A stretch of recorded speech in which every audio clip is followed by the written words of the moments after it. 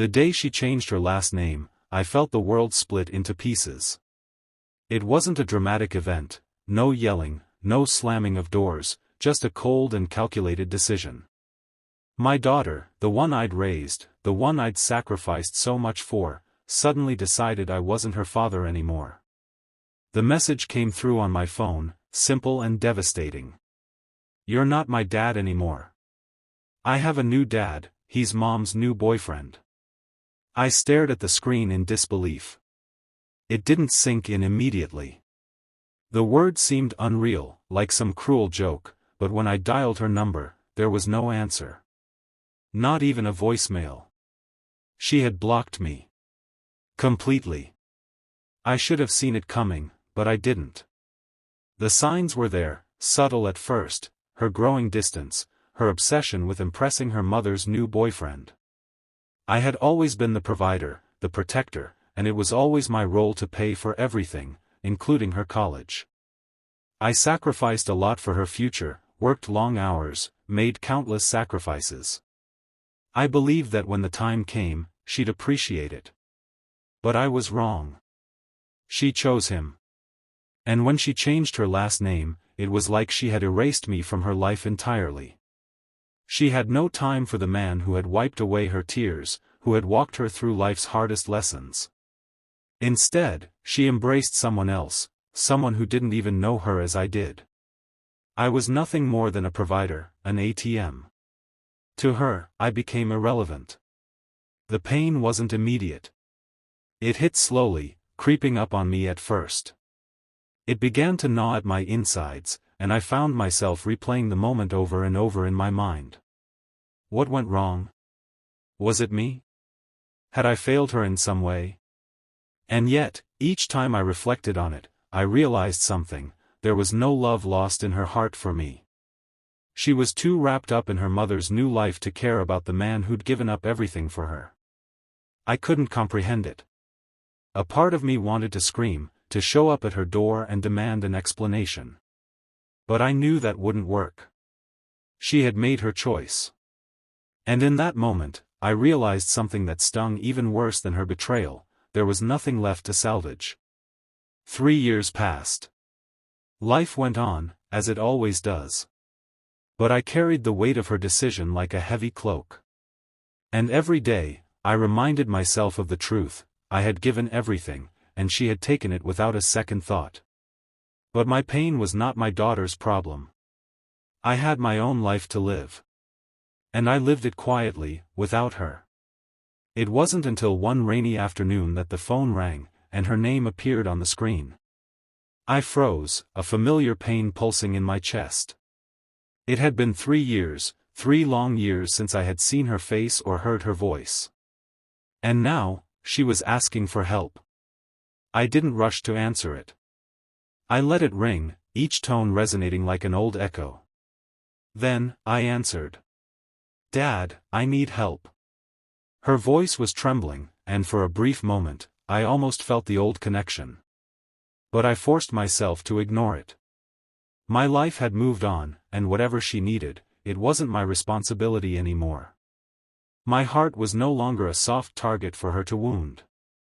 "Who are you?" I asked, the coldness in my voice unmistakable. There was no warmth, no recognition. Just the truth: she had no place in my life anymore. Her eyes widened when she saw who was standing right behind me. And just like that, she understood the painful consequence of her actions. Her face contorted, as if she had just been slapped. She didn't know what to say, and for a moment, neither did I. It was as though we had both been caught in a place we didn't recognize: her, standing at my door, asking for help, me, standing there, no longer the man who would have done anything for her. The air between us was thick, charged with so many unsaid things. But I didn't give her the chance to speak. I stepped back, closing the door behind me, and she stood there, frozen in place. She had expected something else, something warmer, a fatherly embrace, perhaps.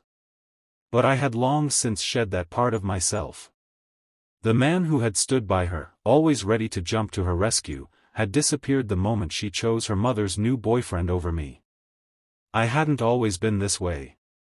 For years, I was the father who attended every recital, who showed up to parent-teacher conferences, who paid for everything without hesitation. I thought I was doing the right thing. I thought I was being the good father, the one who provided for his child, who sacrificed his own dreams for her future. But I had been wrong. I had been a fool. It wasn't enough. No matter how much I gave, it was never going to be enough. When she walked out of my life, changing her last name and cutting off all communication, I let her go. It hurt, yes.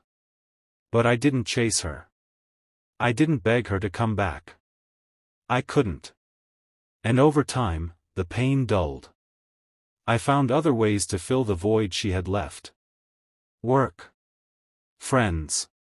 A routine that no longer included her. Life went on. But now, there she was, at my doorstep, desperate. It wasn't about her coming back into my life. It wasn't about a reunion or reconciliation. No. It was something else, something far more complicated. She was asking for help, but it wasn't help that she wanted. It was validation. She needed me to forgive her for what she had done. She needed me to be the father I once was, to come running to her side as I had always done. But the thing is, I wasn't that man anymore. I had changed. She had changed me. I looked at her with cold eyes, and for the first time in years, I didn't see my little girl. I saw a woman who had chosen her own path, a path that didn't include me. She had made her choice, and now she had to live with the consequences. What do you want? I asked, my voice devoid of any emotion. She fidgeted, her eyes darting around nervously, clearly uncomfortable with the cold reception. But I wasn't moved. I wasn't going to give in to her guilt. Not anymore. I need help. I've made mistakes, and I know that. But I'm in a tough spot.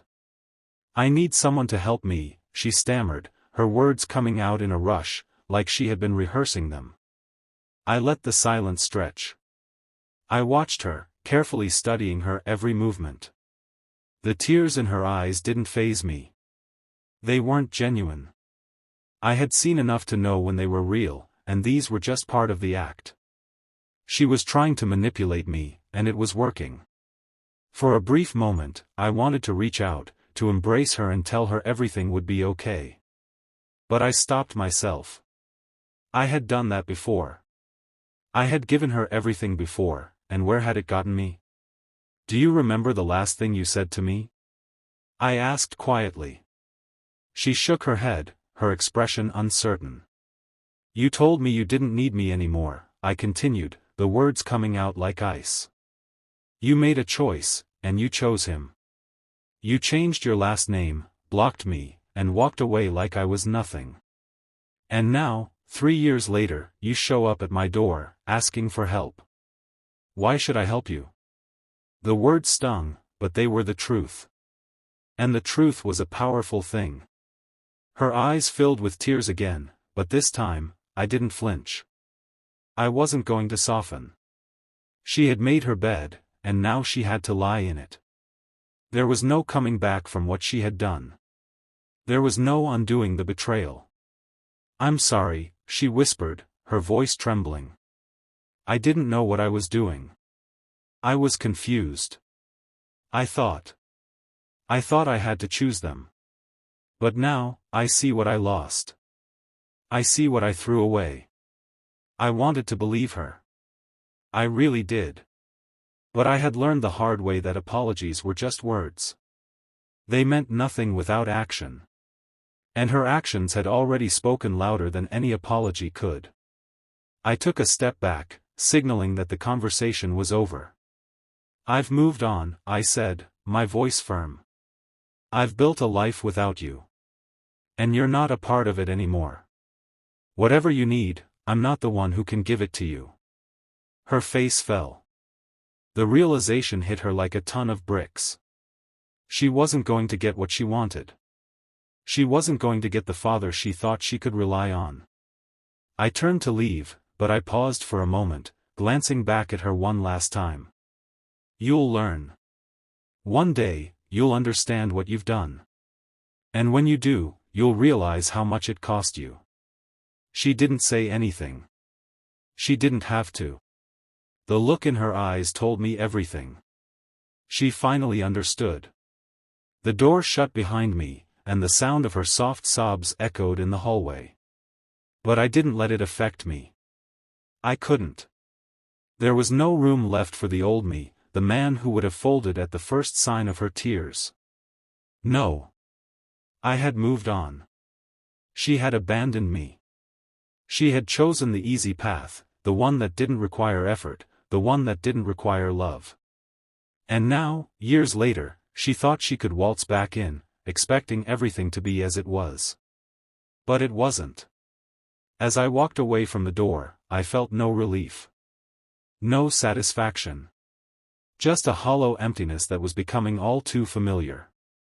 In a strange way, it almost felt like I had become a spectator in my own life, watching as everything that once meant something crumbled away. I had gotten used to the silence in the years since she left. My life, once filled with her laughter, her needs, her complaints, had turned into something quiet, almost sterile. I focused on work. I threw myself into my job, keeping busy, keeping my mind occupied. But there were days, especially at night, when the silence seemed deafening. I thought about her. I thought about the girl I had raised. The little girl who once held my hand and told me everything. I couldn't help but think about what could have been. What if I had done things differently? What if I had fought harder for her attention, for her love? But then, I reminded myself of the truth, I had done everything. I had sacrificed. I had been there when no one else was. And she had turned her back on me. I had become a man who could no longer trust the people he loved. A man who had been betrayed by his own flesh and blood. And I didn't know how to come back from that. The walls I had built around myself weren't just to keep others out, they were to protect me from ever feeling that pain again. It wasn't just her. It was her mother too. They had both done this to me. When I think back, I realize how deep the betrayal ran. It wasn't just about the last name change. It wasn't about the blocked number. It was everything that led up to it, the constant undermining, the subtle manipulations, the way they both had slowly chipped away at the man I once was. I had given everything to them, and they had taken it without a second thought. I remember the first time I realized that I wasn't the priority in her life anymore. It wasn't a specific moment, but a gradual shift. She became more interested in fitting in with her mother's new boyfriend, more interested in her new life. It didn't matter that I had been there for every little thing, for every scraped knee, every school play, every graduation. When the moment came for her to choose, she chose him. And I was left in the shadows, forgotten. But the worst part? I never asked her to choose. I never expected her to abandon me. I had always been there for her, and I thought she would be there for me in return. But I was wrong. As the years passed, I grew distant from the memories. Her face, once so vivid in my mind, began to fade. Her voice, once so familiar, became a distant echo. I had to do that. I had to let go. Because if I didn't, I would have been consumed by the pain of it all. And I wasn't going to let her have that power over me anymore. Then came the call. The one I wasn't expecting. And in a strange way, I almost felt that same old pull of familiarity, the instinct to protect, to help. But I had learned my lesson. She had made her choices, and I had made mine. I had moved on. I wasn't going to let her back into my life just because she needed something. That's what I realized standing there, in the silence after I closed the door on her. I had become someone different. A man who no longer had the capacity to be anyone's savior. And I wasn't going to apologize for that. It was time for her to learn the painful consequences of her actions. It was time for her to understand that the things she had thrown away could never be reclaimed. I didn't need to fix things with her. She needed to fix herself. She needed to understand the weight of the decisions she had made. And that was something I could never give her. Only time could do that. Only time could teach her what it meant to lose someone who had once been everything to her. I didn't know what her life had become. I didn't care. I wasn't going to ask. I wasn't going to let the curiosity creep in. The door had closed on that chapter of my life, and I wasn't going to reopen it. And as I walked away from her, I realized that I wasn't walking away from her at all. I was walking away from the man I used to be, the man who would have done anything to make things right. Because that man no longer existed. He had been buried beneath the weight of betrayal and disappointment. And now, it was just me. The man who had learned how to live without needing anyone else's validation. It was going to be okay. I was going to be okay. The days passed, and I kept telling myself I had made the right decision. But with each passing day, the doubt began to creep in. Was I doing the right thing? Was this really the best way to handle it? But no matter how many times I asked myself, the answer never changed. I had made my choice, and there was no going back. I focused on the small things in my life, work, routine, maintaining the distance I had carefully cultivated over the past 3 years. The silence, though loud and uncomfortable at times, was now my sanctuary.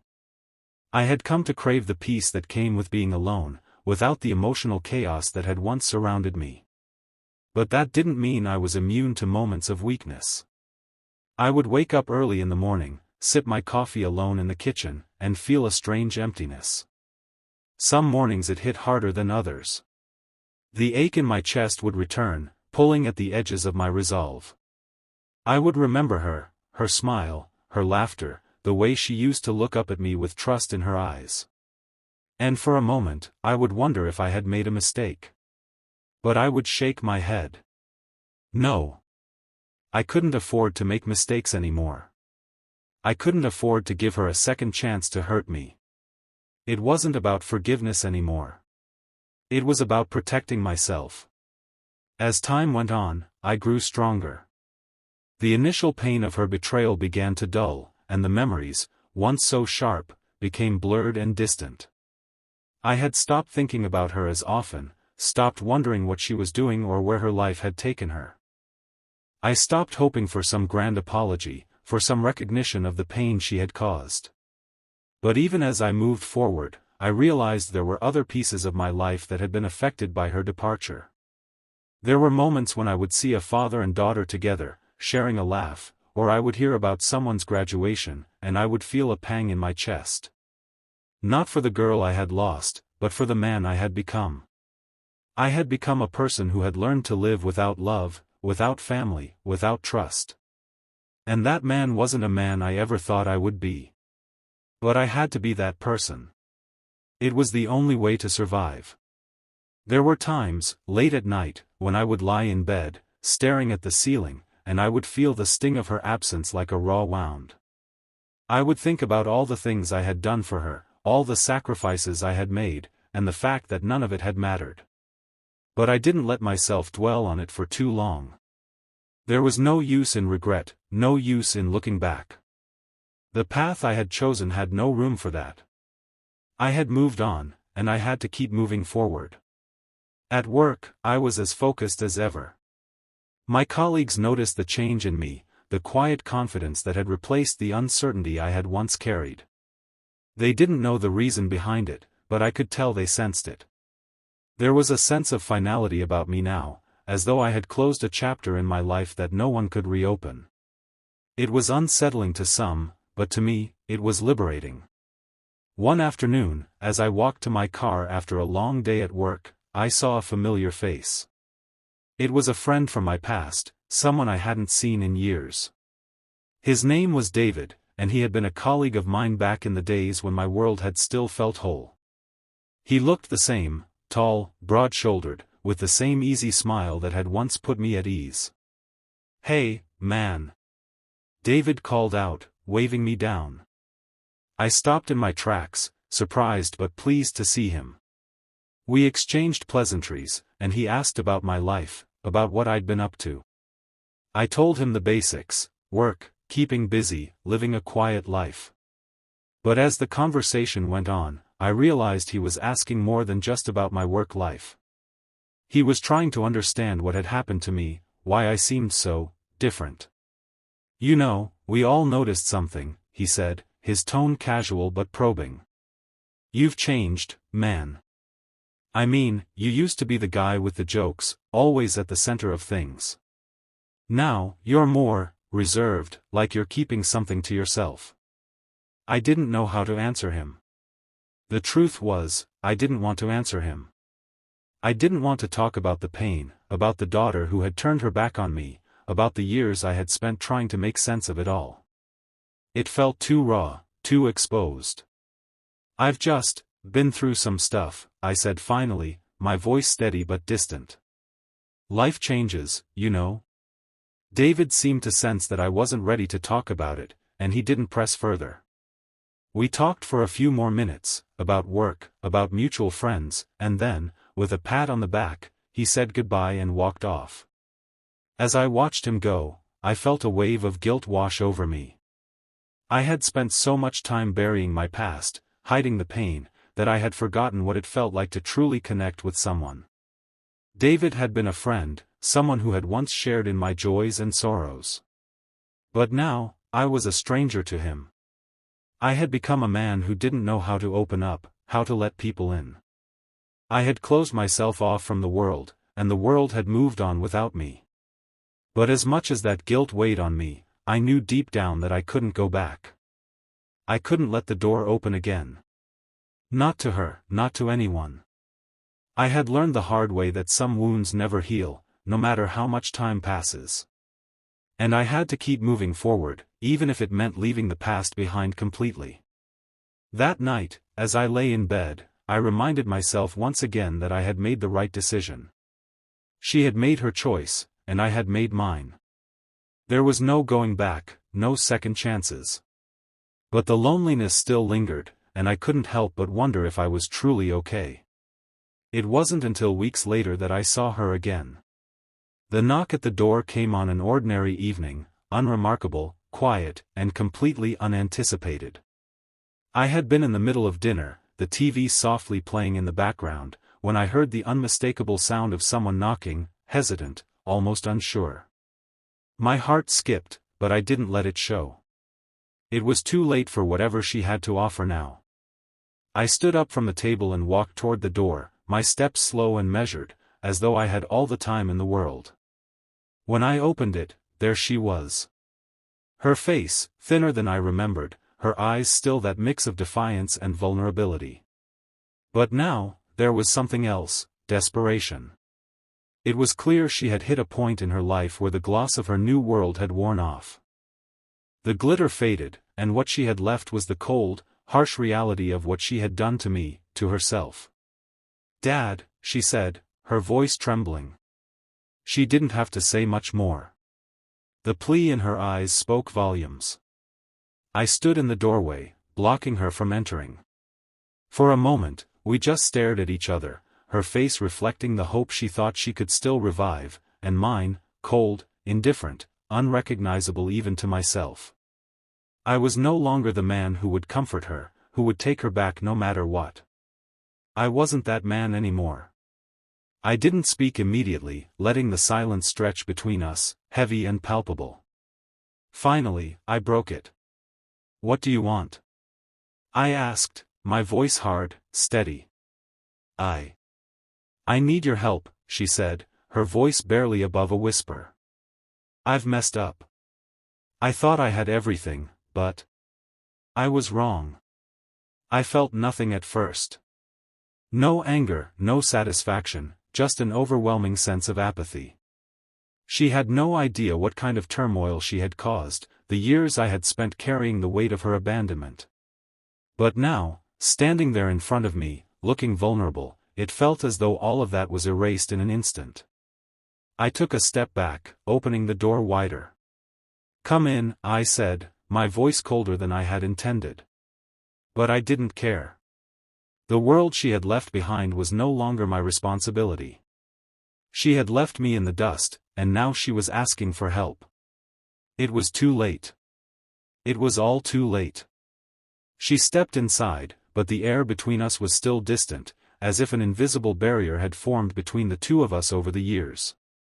She glanced around the house, and I could see the subtle hint of recognition on her face. The small changes I had made. The way I had rearranged things to suit my own life, without her in it. I didn't know where else to turn, she continued, her voice shaky, unsure of how to approach me. I thought I could do it on my own. But I can't. I need you. I didn't respond immediately. Her words were like a dull ache, a reminder of the bond we once shared, but a bond that had been severed with a simple, irreversible choice.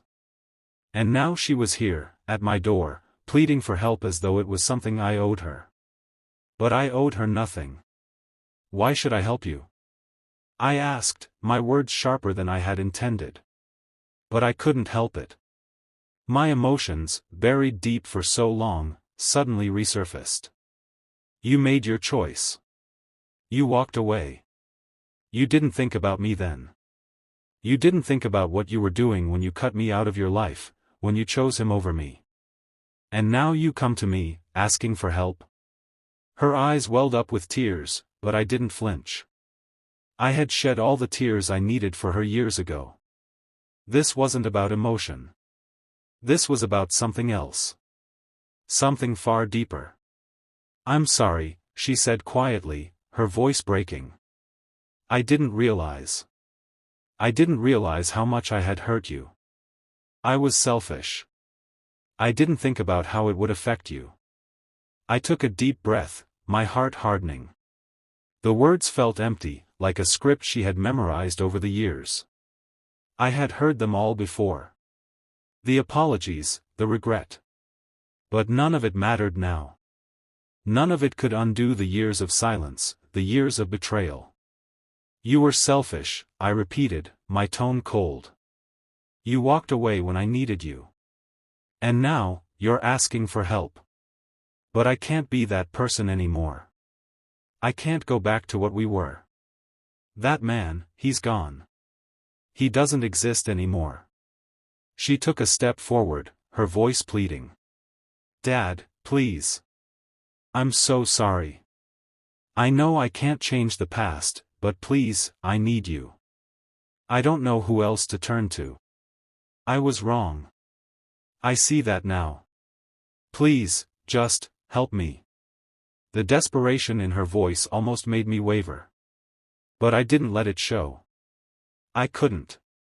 I had to stay strong. I had to remind myself of what was at stake, of the fact that she had made her choice and I had made mine. You made your choice when you decided to turn your back on me, I said softly, but firmly. And now you have to live with the consequences of that choice. I can't help you. Not this time. Her face fell, the tears spilling over.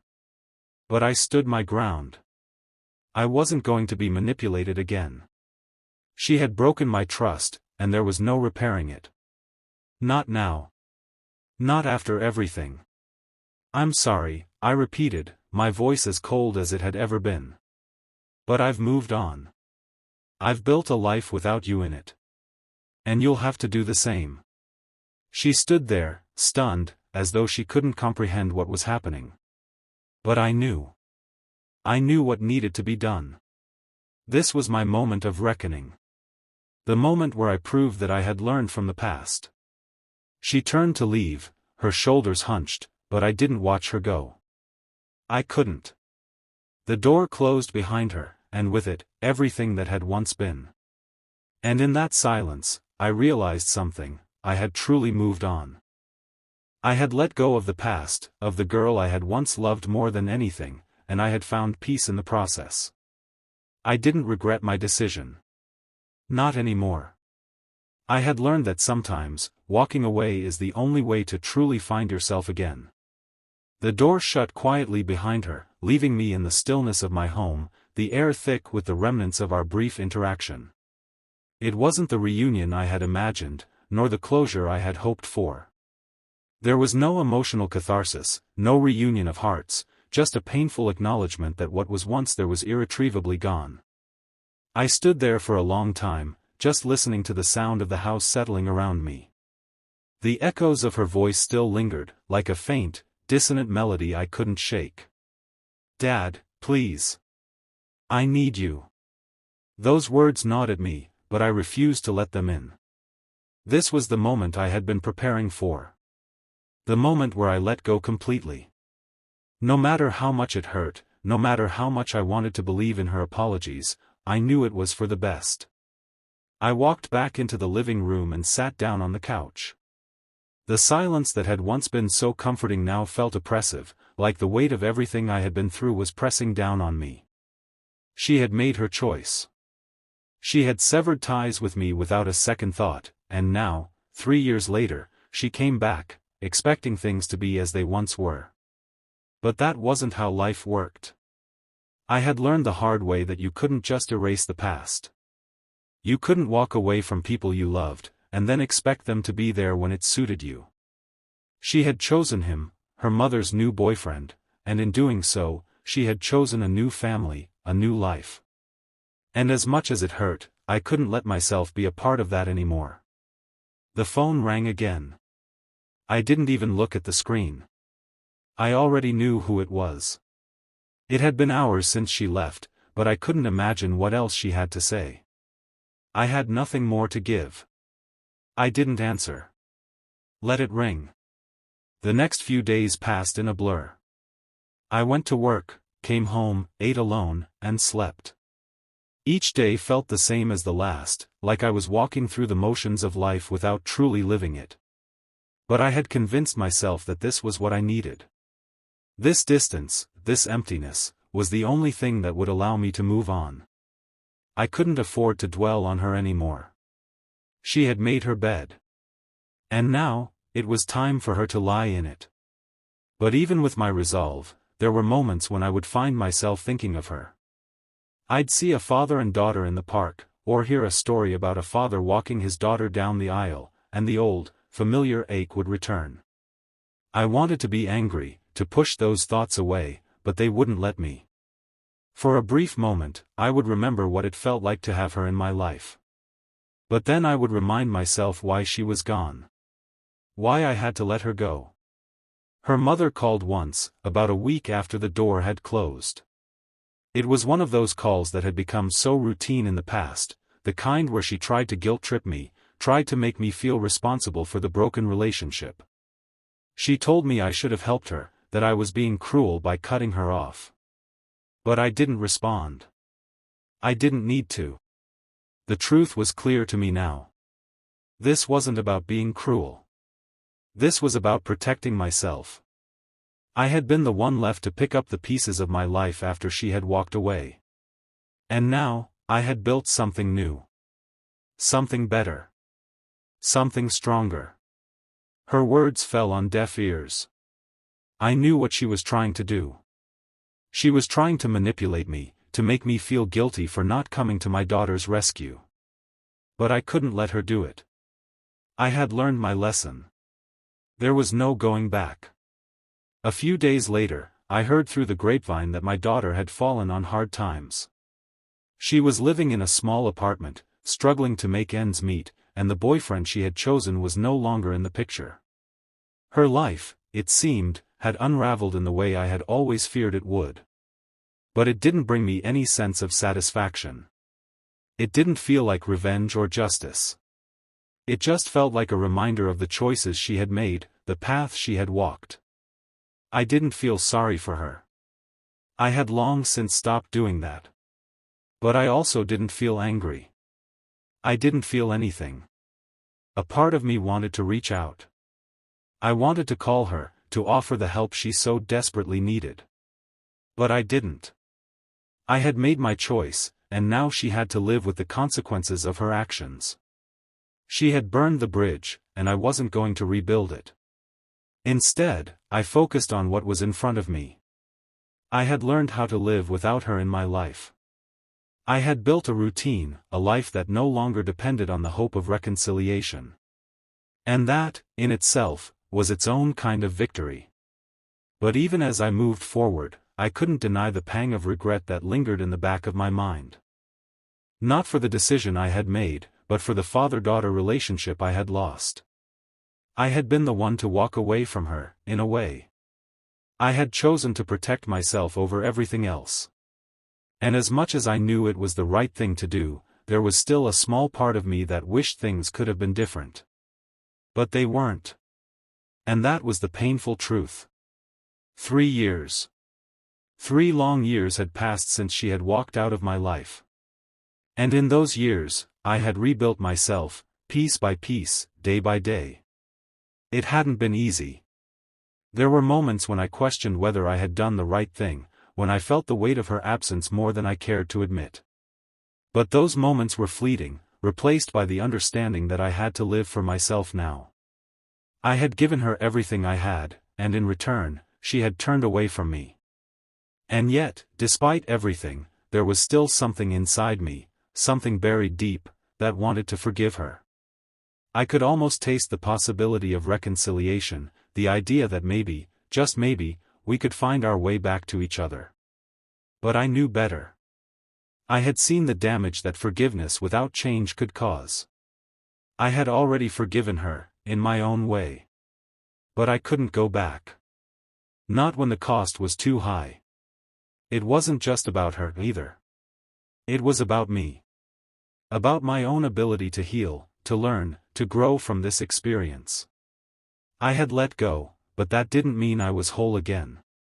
There were pieces of me that I would never get back, parts of my heart that would always ache when I thought of her. But those pieces were mine now, and I wasn't going to let them be broken any further. Life had a way of moving on, whether we were ready or not. And so, I moved on. Slowly, steadily, I began to rebuild the parts of me that had been lost in the years of her absence. I made new connections, found new routines, and, most importantly, learned how to be content with who I had become. But the question always lingered. Was I doing the right thing? I thought about it often. And I knew the answer. Yes. This was the only thing I could do. It wasn't easy, and it wasn't pretty, but it was necessary. For her, for me, for the future we would never share. And as I sat on the couch that night, the phone silent for once, I realized that I was finally at peace with my decision. She had made her choice. And now, it was time for me to make mine.